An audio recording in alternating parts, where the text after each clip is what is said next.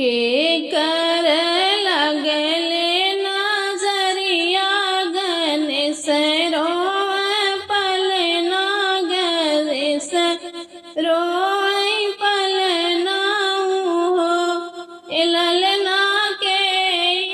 उतारे ला नजरिया त देव तामनावाई देवता मनावाई हो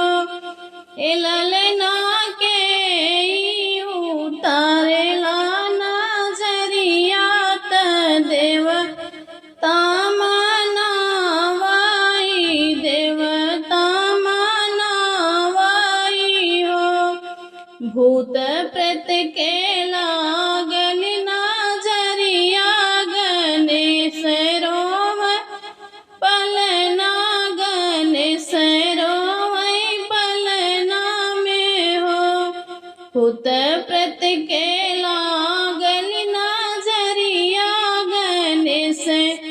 रोवे पलना गणेश रोवे पलना में हो ललना गौरा उतारेली नजरिया त देव तामनावाई देवता मनावाई हो ललना गौरा उतारेली नजरिया त देव तामनावाई देवता मनावाई हो ललना गौरा उतारेली नजरिया त देव तामनावाई देवता मनावाई हो गंगा जी बनी गईनी मौसी तो लक्ष्मी जी मामी बननी लक्ष्मी जी मामी बननी हो गंगा जी बनी गईनी मौसी तो लक्ष्मी जी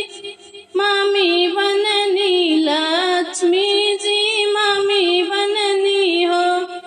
ललना अंगना में गावेनी सोहर तो गौरा से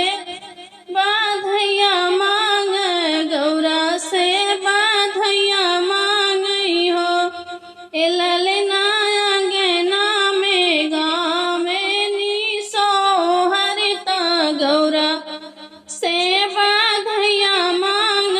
गौरा से बाधैया मांगई हो करा के लागल नजरिया गणेश रोवे पलना गणेश रोवे